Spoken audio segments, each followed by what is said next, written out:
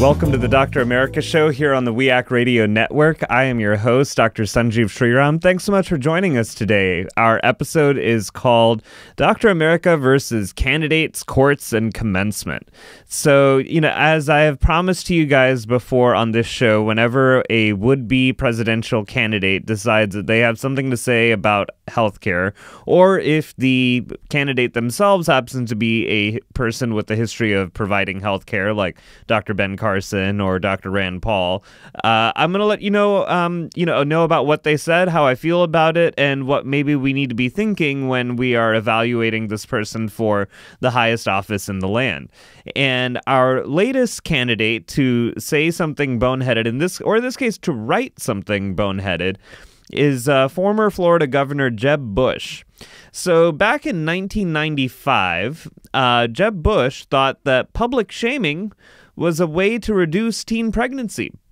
He wrote a book which I think is ironically titled Profiles in Character. I'm like, it's an ironic title, Governor. So anyway, in that, I'm going to read you his direct quote. This is a 1995 book. And he has this chapter. It's called The Restoration of Shame. Okay.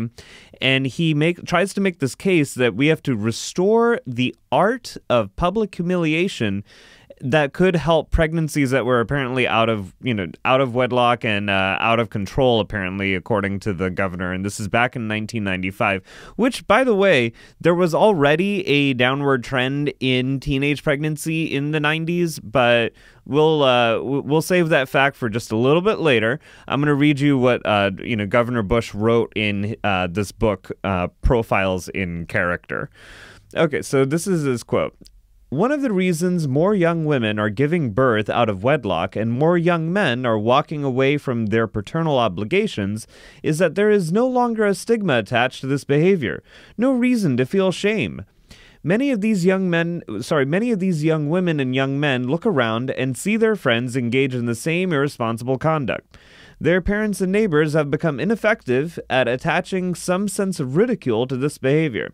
There was a time when neighbors and communities would frown on out-of-wedlock births, and when public condemnation was enough of a stimulus for one to be careful. And then he actually points, and if this sounds like, like something out of Scarlet Letter that he wants to do, you're actually right on track, because he points to Nathaniel Hawthorne's 1850 novel. So he doesn't even want to go back to the 1950s. He's looking at the 1850s as the model for, socially appropriate ways of guiding young men and women here. So he's going back to Nathaniel Hawthorne's 1850 novel, The Scarlet Letter.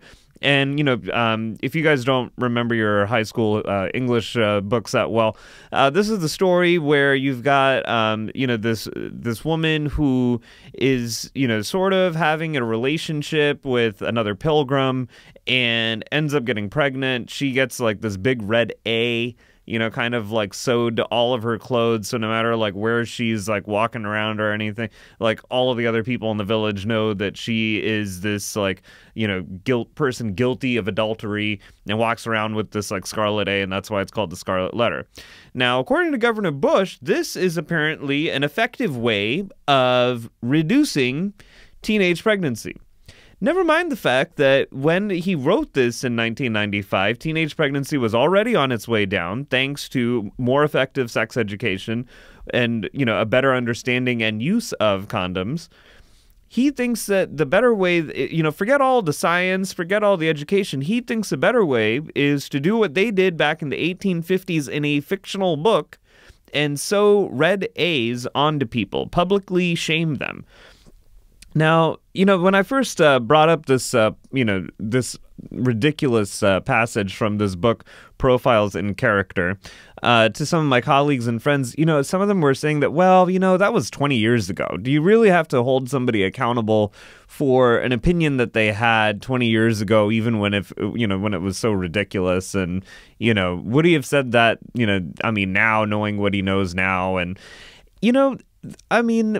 here's the reason why I feel that if you are a public figure, and especially if you are a person coming from a family like the Bush family. You have a political dynasty in the country. You have family members who have wielded power. At this point in Jeb Bush's career, he is, the son of a former president. He, and that former president was a former vice president. He was also a former CIA director. I mean, and a former congressman. The Bush family has a long political history. So, to me, it's if you are going to write, put down to paper strong opinions, then yes, you should be held accountable for those opinions, at the moment that they are given. And, you should, the rest of us as everyday Americans have every right to scrutinize, well, does that opinion affect how you make decisions about policy, about what you decide to vote for, whether you decide to pick up a veto pen or not a veto pen? These opinions do matter. And in Jeb Bush's case, the reason why it matters is that he was governor of Florida, as you guys know, in 2001. And there was a bill that came to his desk, and it required single moms who did not know the identity of the biological father of their child, that it required these single mothers to publish their sexual histories in a newspaper before they could legally put up their baby for adoption. So that is, you are publicly shaming this woman who is making a heartbreaking and very difficult decision that she, cannot raise her child. She wants to put the child up for adoption. She does not know the identity of the biological father. And the state's response is that she has to now put her entire sexual history in the newspaper. And can you imagine what this is going to do to this child who is, who is going to be punished for this reputation later in their life, because now this public record is chasing after them. So this is actually a policy that made it from, a legislature's desk in Florida through the state house, this passed both houses of the Florida state legislature. So you have multiple politicians in this case saying that this is an okay idea. And it arrives on Governor Jeb Bush's desk. Now, if he really wants to be a profile in character, then this is an opportunity, right? This is an opportunity to either stand by your misogyny and show some consistency with some really outdated principles, or you veto this thing and show some decency to people who, you are never going to be in their situation coming from the Bush family. And you can show some decency and some compassion for what has to be an emotionally, impossible situation. And instead, what he decides to do is that he decides that he's going to let this become the law. Now, luckily in 2003, this law got taken to court, and because it obviously is violating, privacy, and it's a misuse of the press, and it's devastating for for families and for the children involved. And luckily, this law was struck down by the courts, and it happened while Governor Bush was still the governor, and it actually did require that he had to sign a repeal of this scarlet letter law. But it was only after the court case. It's not really because, he felt that there was any, it's not like he seemed to have had a change of his heart about how we treat, unwed mothers. And, the thing is that this idea that, unwed mothers, that, that people that, the fathers who are walking away from paternal responsibilities, that somehow public shaming is the answer, is really dangerous for a presidential candidate to hold on to those views. Because if you look at the current state of poverty in America, and if you look at, if you really did look at the data that we know about families that are struggling to stay together in, in these modern times, we find that, finances are a huge cause. Personal finances are a huge reason why families have trouble, making it work. And and that there's nothing really about shame that fixes any of that. You can't really shame a person into affording their rent. You can't really shame a person into, being able to knock out some bills, take care of some groceries. What you can do is you can, help these families out with a better wage, paid sick leave, making their housing affordable. These are all things that are within the purview and the reach of people like Governor Jeb Bush, and especially in a state like Florida. One of the things that that is so disappointing is that the governor has no plan for expanding Medicaid. He has no plan for, making the Affordable Care Act work. And he and Governor Rick Scott, the current governor, are not a whole lot different. And to me, this is where, if you really want to be a profile in character, how about looking at, the 1.2 million people in the coverage gap of the state of Florida and coming up with a real plan for them, in terms of the Affordable Care Act, or creating something on a state policy level. If you feel that you can do it better, then do it. To me, that's the profile in character. That is showing some real leadership and showing that, these unwed mothers, and showing the fathers who are walking away from these responsibilities, that that they belong to a web of mutuality, that they belong to a social support system that is rooting for them, that is really wanting them, that wants them to be successful. And that wants them to be successful in ways that are actually going to help that family make it to the end of the month without, the stress of debt, without the stress of, are we going to have to pick between the rent versus groceries? These are the day-to-day challenges that, that families are facing. And, to think that the response is shame, that we're going to follow an 1850 fictional novel as a way of, answering, these real life problems that these families are facing. I just find it very disappointing, for Jeb Bush to, bring up public shaming, in 1995. And I think that, it's perfectly valid in 2015 to ask if this is, how he still feels. Because if we're going to be talking about public shaming, Governor Bush, I'd like to kind of ask you to sort of, check yourself before you wreck yourself, so to speak, because, if there's any family that needs to be publicly shamed about some of their decisions, I think you don't have to look that much further than the family barbecue. All right. The other candidate that we need to have a word with is Governor Scott Walker. You knew that I was going to eventually get to you, Governor Walker. You're the Koch brothers' darling boy, and it was only a matter of time before you came up with something that really just sort of demonstrated how ill-suited you are for the job of President of the United States. And of course, this has to do with, again, the Affordable Care Act.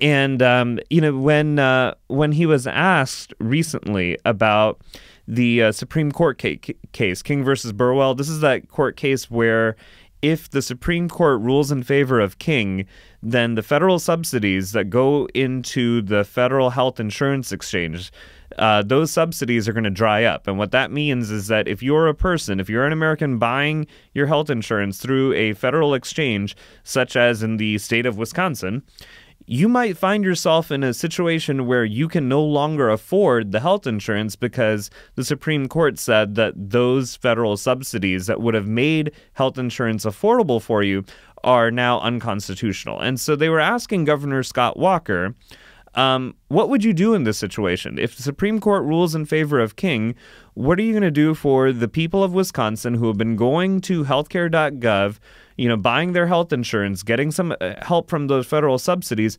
What are you going to do for them? And, and he basically, got on the bandwagon with several other high-profile Republican governors and said that he was going to do nothing, that they are opposed to any kind of state-level fix to restore the subsidies. And his thing is that he says, I think it has to be a federal fix.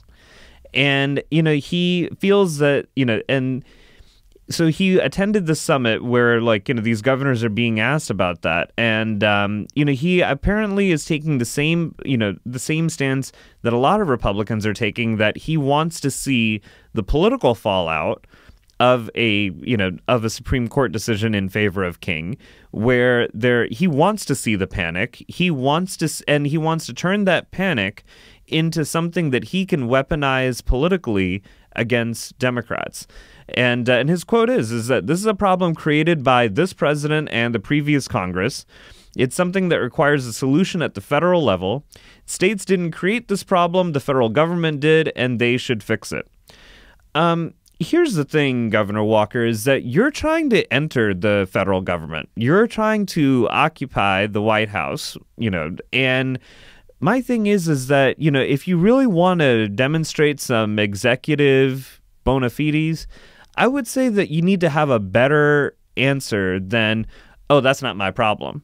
Because, the thousands of people in Wisconsin who are depending on these federal subsidies to, afford their health insurance, they don't believe that living in Wisconsin is the problem. They look at the Wisconsin governor, and they're wondering, where is your leadership? Because this is not necessarily a problem without, a range of solutions that you can pick from. You can do any number of options here. You can, when it comes to building your own state-run exchange, there are any number of options. You've got, plenty of rich help. The Koch brothers, it's not for a lack of money that, you can't come up with a solution. It's really from a lack of will. And to me, that you're able to look at something as dire as, King versus Burwell, know what's on the line for the state of Wisconsin, and then put your hands up and be like, hey, that's not my problem. To me, that is such a fundamental flaw of leadership that, to me, it doesn't matter whether a problem is caused by a current president, a previous Congress, all of that is irrelevant. That's as stupid as, as me, walking into an exam room, hearing that my patient has lung cancer, and then being like, oh, hey, well, you got to take that up with the tobacco company. That's not my problem. I didn't do it. It's no, you are the responder to a situation that you've been given responsibility and power to handle.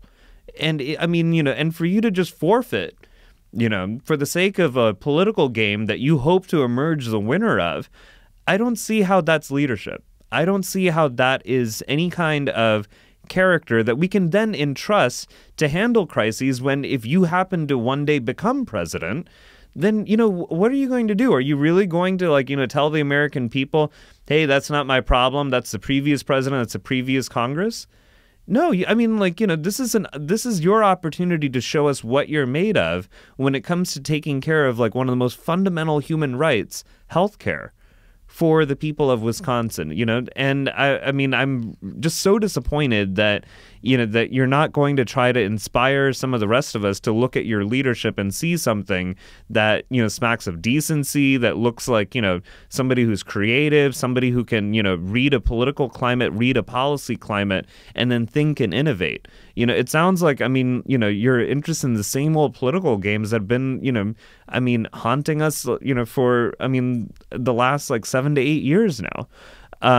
Really disappointing, Governor. I hope I hope the Supreme Court saves you the trouble of having to think for the people of Wisconsin. I hope that they rule in favor of Burwell and the Affordable Care Act keeps running along, because it doesn't look like you've got ideas, and I think the people of Wisconsin deserve better. All right, so I know I brought up King versus Burwell, and that kind of brings us to the next segment of the show. I know that we called this candidates, courts, and commencement. So there's a lot going on with the courts. Oh my gosh, this is a big month for the Supreme Court. So I did bring up King versus Burwell. I know I've been talking about this Supreme Court case a lot. We've got 6 million people, whose healthcare, is depending on this, Supreme Court ruling. So it is a big deal, and it is something that we have to take seriously, because, as I've said on the show before, there are shockwaves, like when these 6 million people are left hanging when they can't afford their health insurance, like you can be guaranteed that the insurance market is going to, have like, shockwaves that will affect everybody who's got private health insurance. And and so this is like one of those Supreme Court cases where the first 6 million is like kind of the first drop, and then you've got like this ripple effect that will reach the rest of us. So it's incredibly important to know what's going on with King versus Burwell, and it's really important to know that, well, what happens if the Supreme Court decides that these federal subsidies are not going to be, coming to the federal exchange anymore? It's important to kind of know, like, okay, like what are the backup plans? And because the Republicans are in, control of Congress, and because Congress does, write new laws, and, that's their legal responsibility. I thought it was worth kind of looking at, like, okay, like what are the backup plans here? And, there's several, and I can tell you that they are all kind of sucky in their own way. I know that's not really much of a technical term, but it's worth looking at, like, what's on the table and what's problematic about them. Okay, so on the Senate side, we've got Senator Ron Johnson, who has this piece of legislation that he wants to see happen.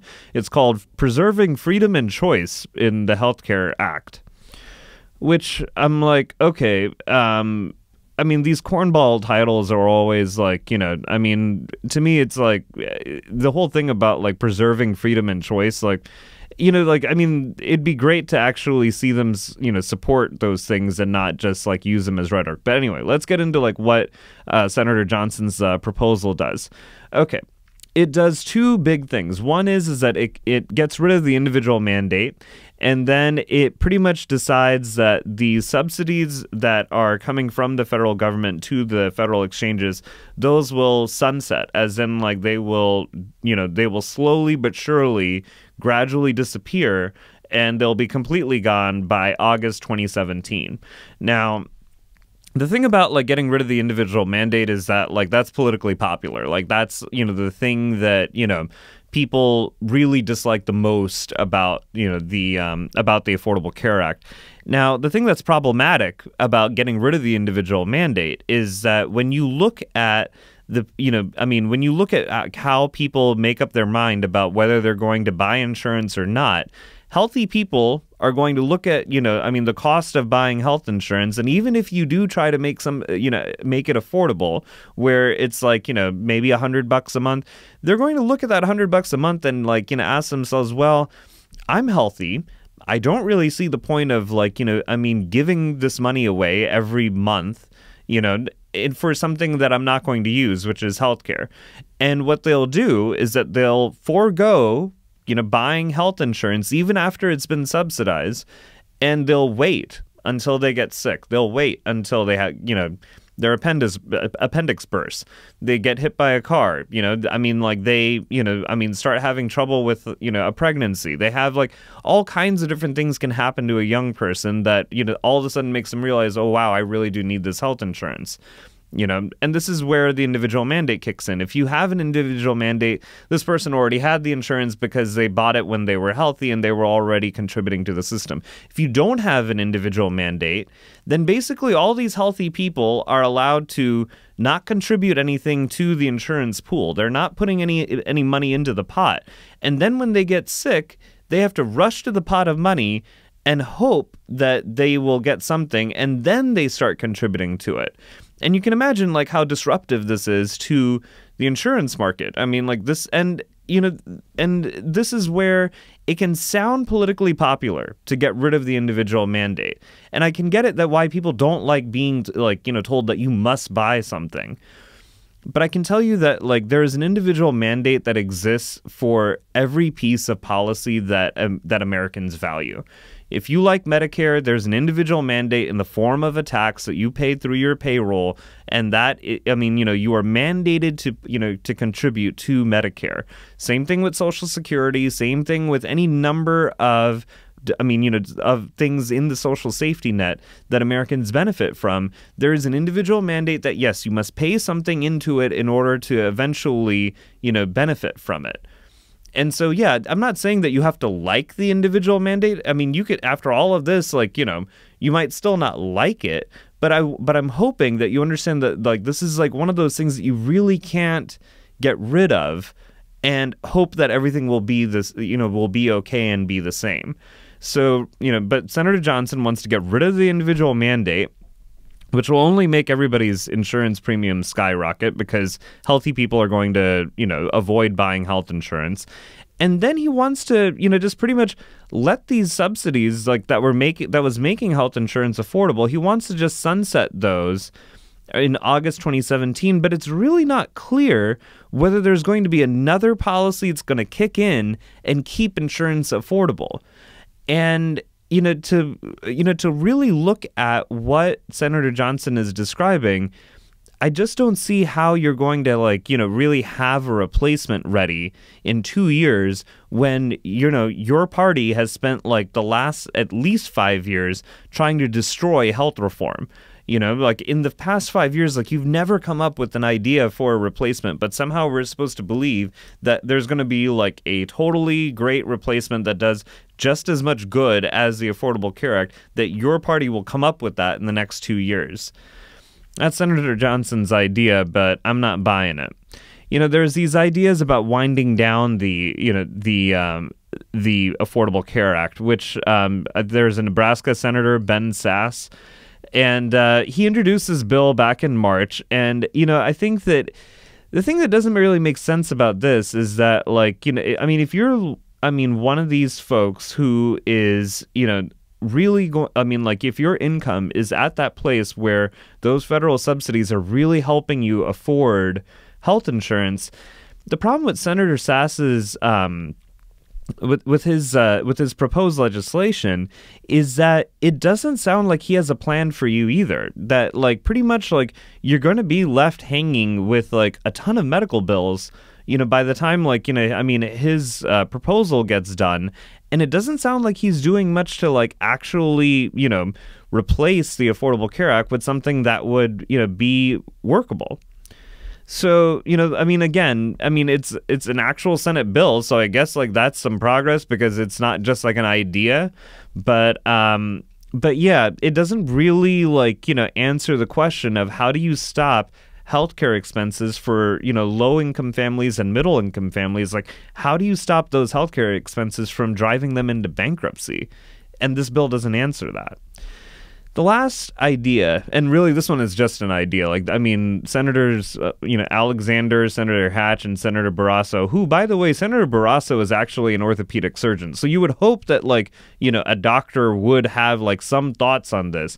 But really all they've got is an op-ed in the Washington Post. They don't even have, a real piece of legislation that has been debated in committee and that has been, getting hearings, nothing. They've got a Washington Post op-ed that really just sort of is this pie in the sky kind of dream. When I look at it, it's sort of, well, let me just go ahead and read you what they've got. They said that states on the federal marketplace, so that is that if you are a state that is now using the healthcare.gov website operated by the federal government to help your, citizens buy their health insurance, states on the federal marketplace would, quote, get the freedom and flexibility to create better, more competitive health insurance markets offering more options and different choices.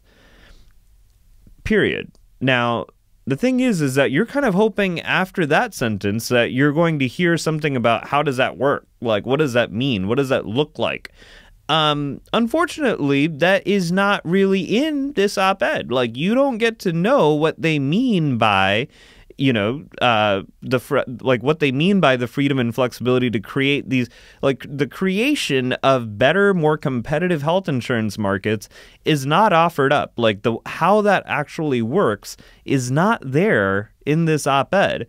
And to me, again, I mean, these are three members of Congress who were there before the Affordable Care Act got passed. They've been there since it got passed. They've had more than enough time to come up with like real ideas that are on real pieces of paper in the form of Senate bills that are like being debated in a committee and getting ready for passage.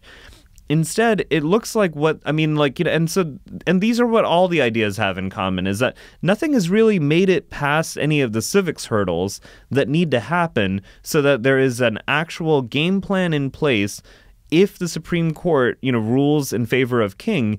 None of these, there's not any piece of legislation that has actually done the work of making it past committee, getting it to, going to another committee that rules on the same issue, and then actually getting those two committees to agree to another framework, and then having that go to the floor of a chamber of Congress, have it be debated, have it be voted on. That is an entire process. I mean, that is how American civics works. That is the functions of democracy. Unfortunately, none of the policies that these guys are talking about have gone through any of that. And the thing that's dangerous about that is that it's as bad as, as if you're trying to prepare for a hurricane and you know that you need to board up windows. That's like looking at a forest of trees and being like, yeah, somewhere in there is the wood that you would need to build something that would be wooden and it would kind of fit in your window. That's how ridiculous this sounds right now to read these. To read these policy proposals, is that none of it is actually ready to go in case 6 million Americans need help affording their health insurance.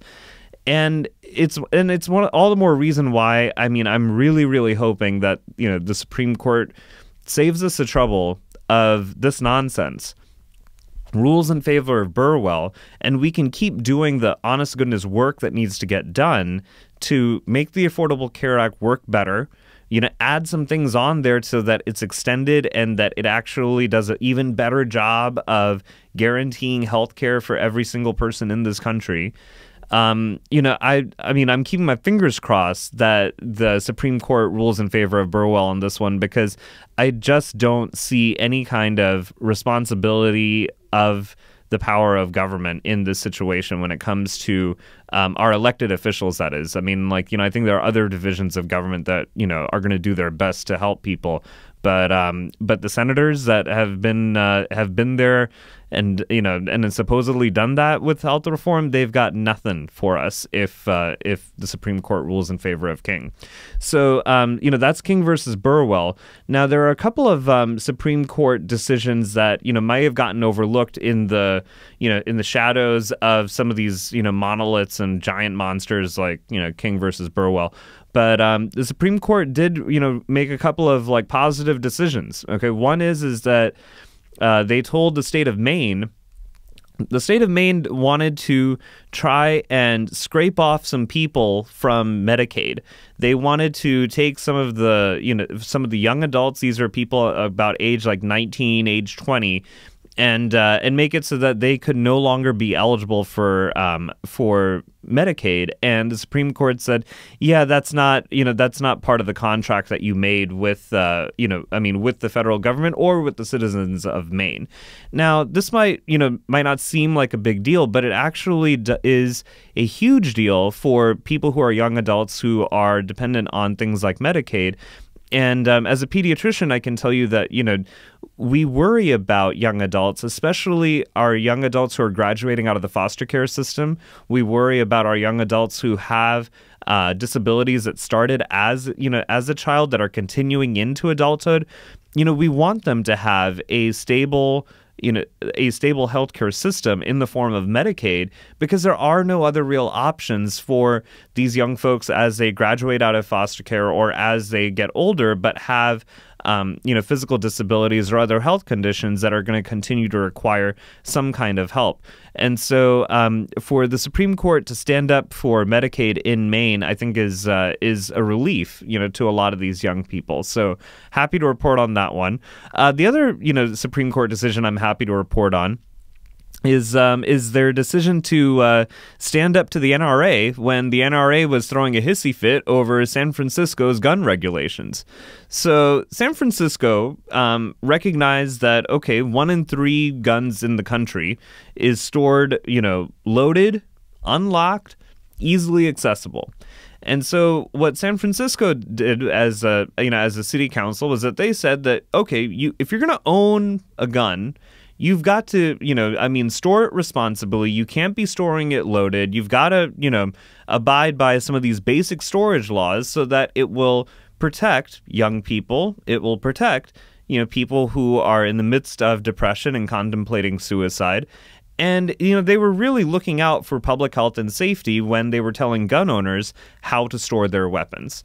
The NRA took issue with that, and the Supreme Court said that, no, that actually does not infringe on the Second Amendment because you still get to own the gun. You're just being told that you have to, own it responsibly. It's no different than, if you own a car and you happen to have a baby, you've got to have a car seat. That isn't, nobody's telling you that you can't have the car. Nobody's telling you that you can't have the baby. But they are saying that if you're going to have both of these things, then you need to be able to protect people, including folks who can't stand up for themselves. So, kudos to the Supreme Court for, telling the NRA to suck it up. That's good. And then, there are other 3 big decisions besides King versus Burwell that we're still waiting on from the Supreme Court is about whether they're going to rule in favor of gay marriage being recognized across state lines. This is huge for health because, as we've talked about on this show, one of the couples that has brought this case to the Supreme Court. It's a gay couple who were married in Maryland. They moved to Ohio. One of the partners, contracted ALS. That's Lou Gehrig's disease. And, his partner wanted to have his name on the death certificate. And you can imagine how, there's a ton of, healthcare decisions that have to be made as a couple and as, you are trying to bear the burden of this horrible, horrible disease. And because the state of Ohio bans gay marriage, they were putting a ton of obstacles in front of this couple that was just trying to live out the rest of, what little life they had with some basic dignity. So the Supreme Court needs to decide whether a gay marriage, done in Maryland must be recognized in Ohio. This is a huge deal because for all those states that have either banned gay marriage or have refused to recognize, gay marriage, they are now going to have to, contend with a Supreme Court ruling that tells them that, no, you cannot, deny, these couples their basic rights, which do extend, a lot to healthcare. Michigan has banned gay marriage, and there are 2 women there who, their challenge with the law is that each of them has independently adopted 2 children because in Michigan, if you are a gay couple, you cannot adopt children, but you individually can adopt children. And what these women were arguing is that, well, if my wife dies, then I would like to be able to have, custody over her children. And the only way that can happen is if the state of Michigan recognizes their marriage. And again, so the Supreme Court decision is going to help, a lot of families with just some of the most basic, day-to-day dignities that we need as everyday Americans. So important case to be on the lookout for.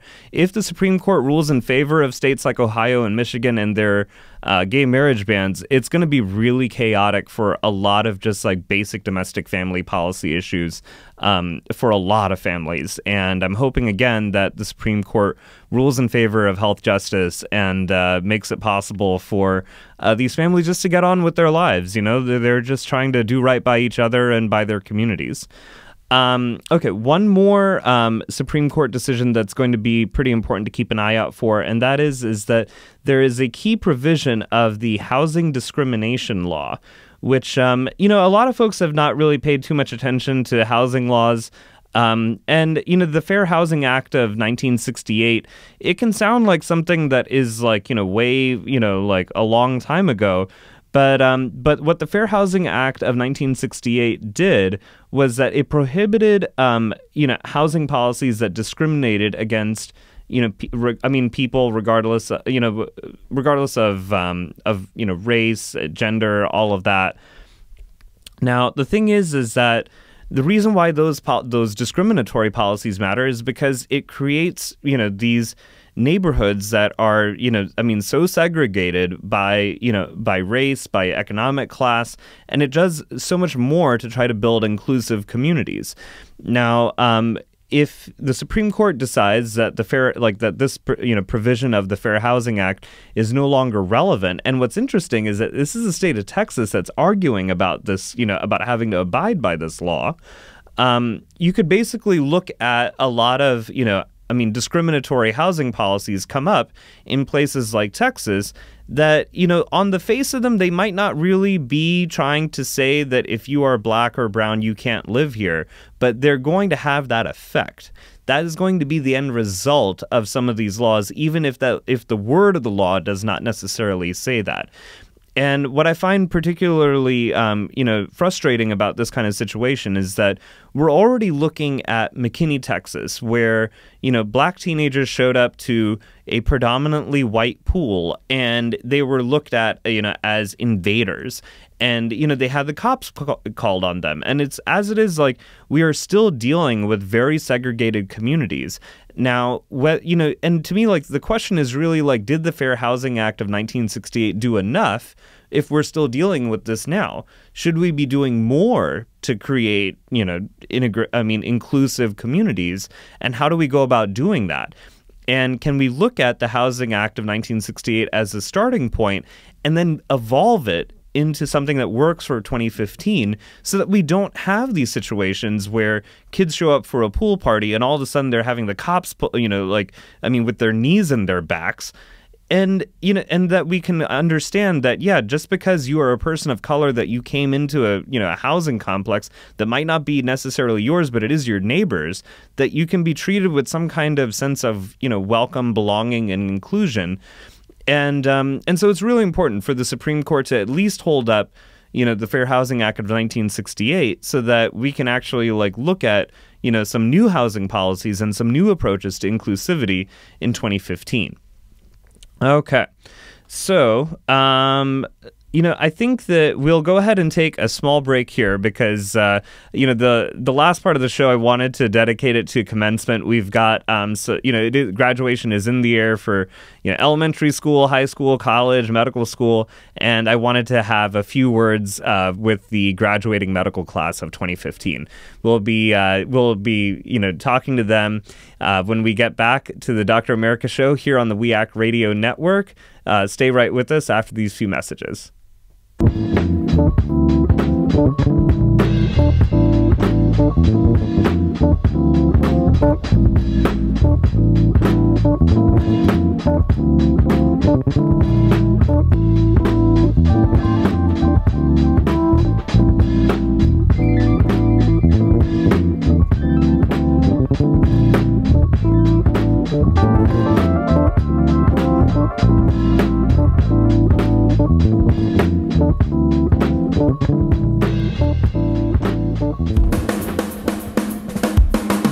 You're listening to WEACT Radio, WPWC 1480 AM. Visit us online at weactradio.com.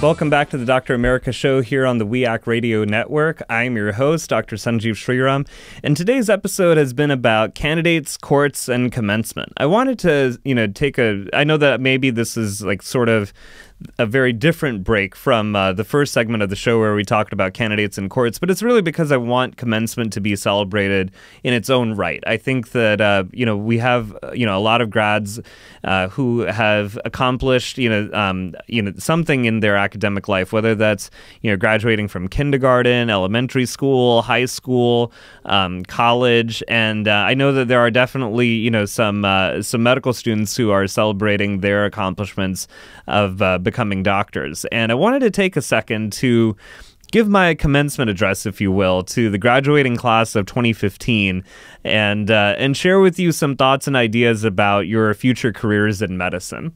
So, yeah, to the families, friends, distinguished faculty, thank you so much for being here. I wanted to take a moment to celebrate your accomplishments and to reflect on my own career in medicine. And when I look at my family, I have to say I'm very proud that I was born brown in America when I was born. But I'm also very proud of the fact that my parents were born brown in India and not in America. Now, that might sound kind of shocking, and that might sound like something that is not really all that friendly to say, especially as we're getting closer to Father's Day and during commencement. But let me put my father's birth in a little bit of perspective for you. About a week after the United States dropped atomic bombs in Japan to end World War II, my father was born. And he was born in India. Now, if he had been born in 1945 in Virginia, I could only imagine that, he would have, had fewer opportunities for education, healthcare, and jobs than he would have had he been born in India like he was. And I'm glad for that. I'm glad that, he was born into a country where, his potential was not being determined by the color of his skin. I'm glad that my mom was born in India, too, because she was born in 1954. That's the same year that Brown versus Board of Education was decided by the Supreme Court.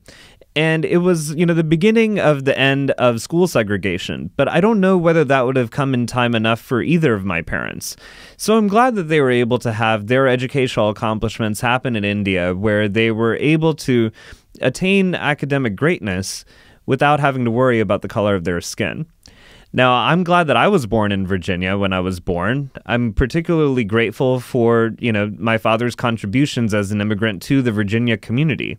He was a civil engineer, and he contributed to the building of a hydroelectric dam. And he, brought power to the poor communities of the Appalachia communities that were in Virginia bordering the West Virginia line. So, I'm particularly proud that he was able to give power to these families who I'd like to think gave power to ours.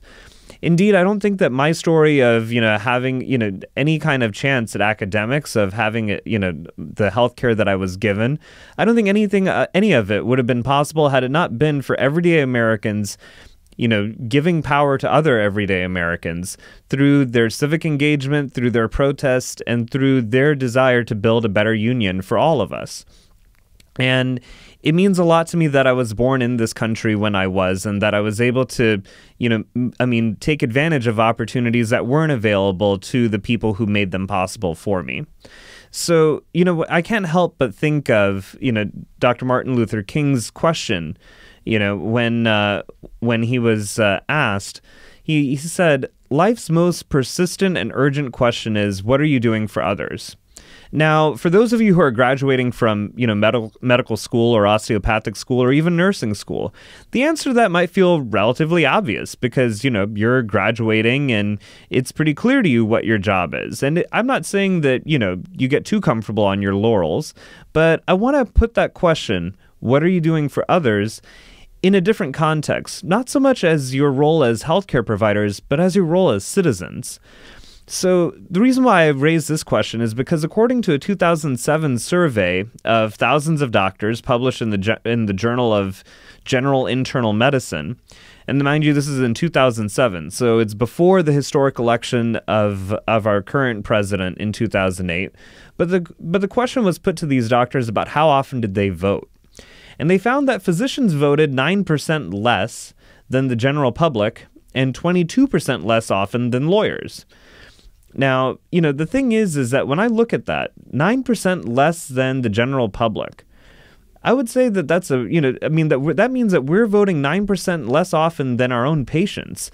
And that's a pretty hefty gap. And it's a disappointment because there were tons of sacrifices that were made in order to bring you to the point of getting a medical degree and being able to practice medicine in this country. There were women suffragists, there were civil rights movements, protesters, there were so many different activists who made it possible for us to get our education, and we seem to be voting 9% less than the general public?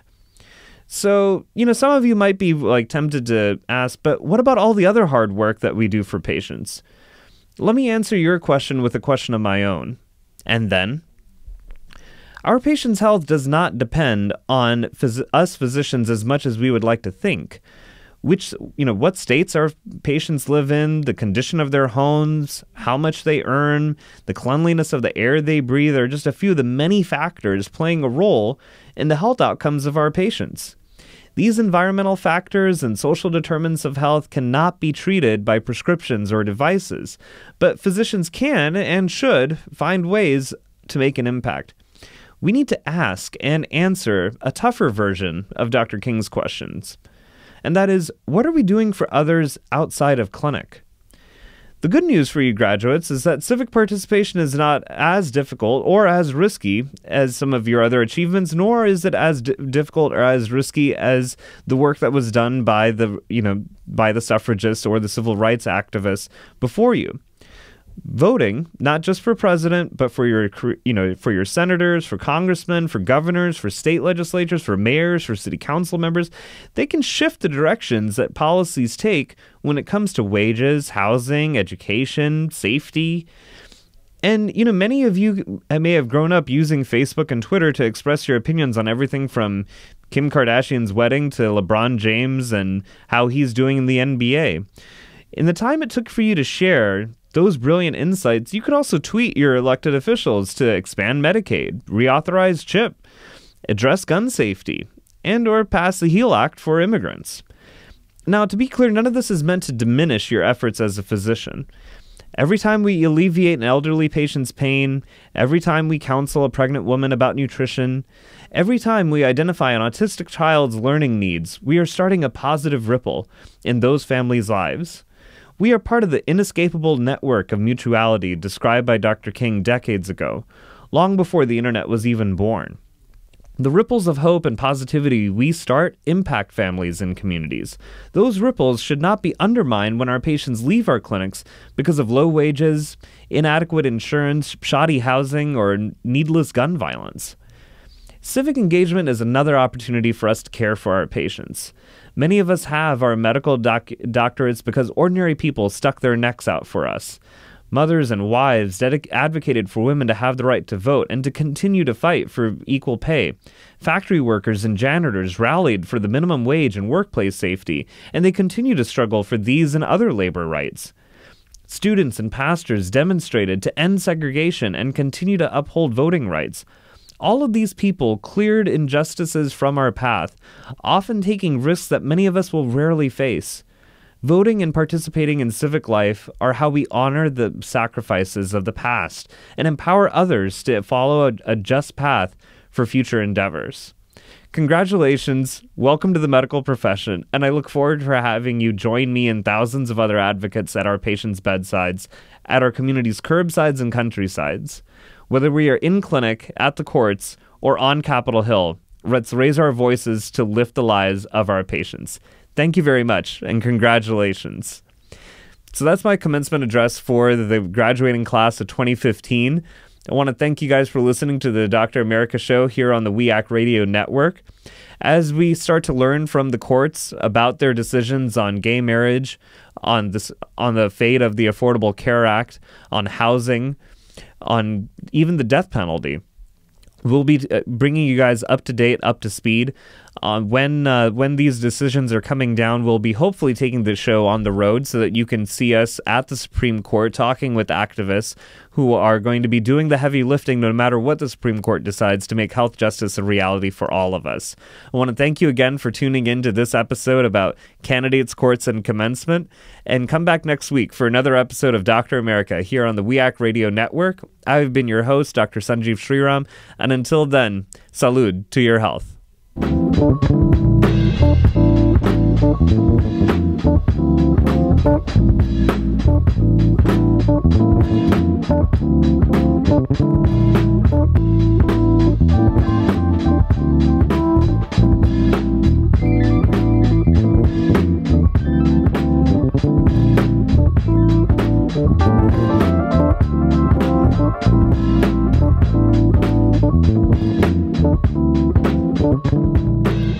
you.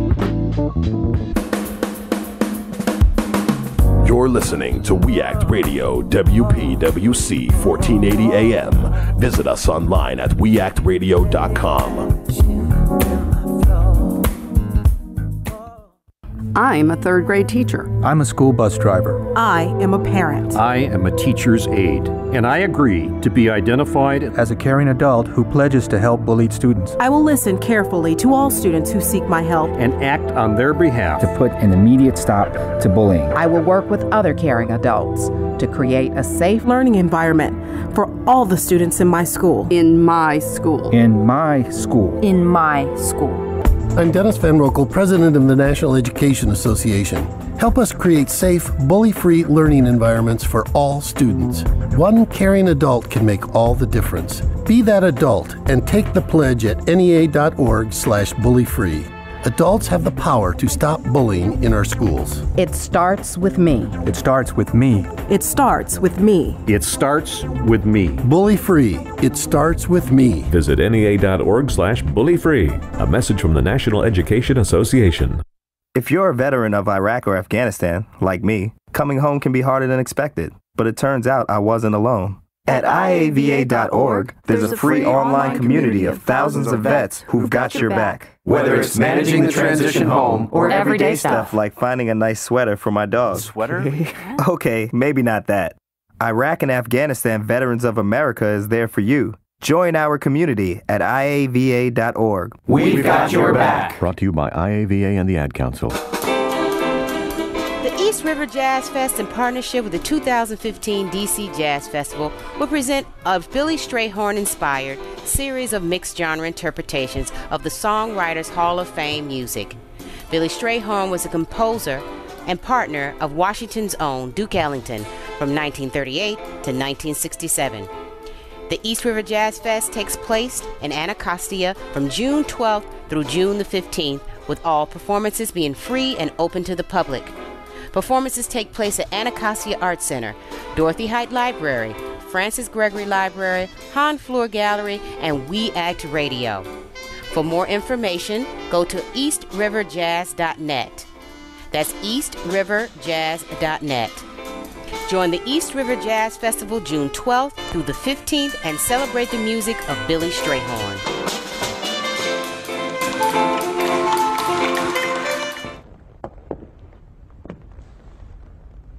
Let me tell you who to blame. Blame the boy lying at your feet, his body oozing life through the hole in his stomach where the bullet tore him apart. Blame him for challenging you, for not looking away and for not backing down when you pulled out the gun. Blame your mother for bringing you into this world when she was but a kid herself and for dragging you up, not bringing you up.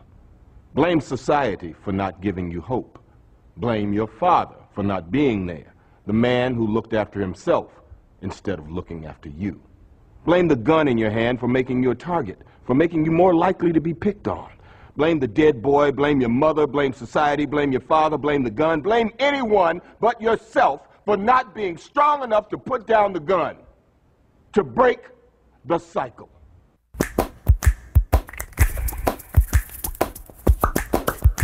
Hands can do incredible things. They made every sound in this piece of music. But nothing compares to using them to help save a life. If an adult suddenly collapses, call 911, then push hard and fast in the center of their chest until help arrives. It's called hands-only CPR, and it's recommended by the American Heart Association. Visit handsonlycpr.org today. A message from the American Heart Association and the Ad Council. Packers. Vikings. Red State. Blue State. We come from different places. Uptown. Downtown. We come to different conclusions. Half empty. Half full. But no matter how different we are, we're all connected, and we can all make a difference. That's why United Way brings people, expertise, and resources together to improve the education, income, and health of our communities, the building blocks for a better life. When we live united, our efforts, magnified by others, add up to real change. Children succeed in school, families gain financial stability, the health of our neighbors improves, and suddenly, so do our communities. But real change won't happen without you. Live united. So let's look beyond our differences. Live united. One by one, let's make a difference. Let's reach out a hand to one and influence the condition of all. Live united. Give, advocate, volunteer. Live united. Sign up today at liveunited.org. Brought to you by United Way and the Ad Council. If you're a veteran of Iraq or Afghanistan, like me, coming home can be harder than expected. But it turns out I wasn't alone. At IAVA.org, there's a free online community of thousands of vets who've got your back. Whether it's managing the transition home or everyday stuff like finding a nice sweater for my dog. Sweater? Okay, maybe not that. Iraq and Afghanistan Veterans of America is there for you. Join our community at IAVA.org. We've got your back. Brought to you by IAVA and the Ad Council. You're listening to We Act Radio, WPWC 1480 AM. Visit us online at weactradio.com.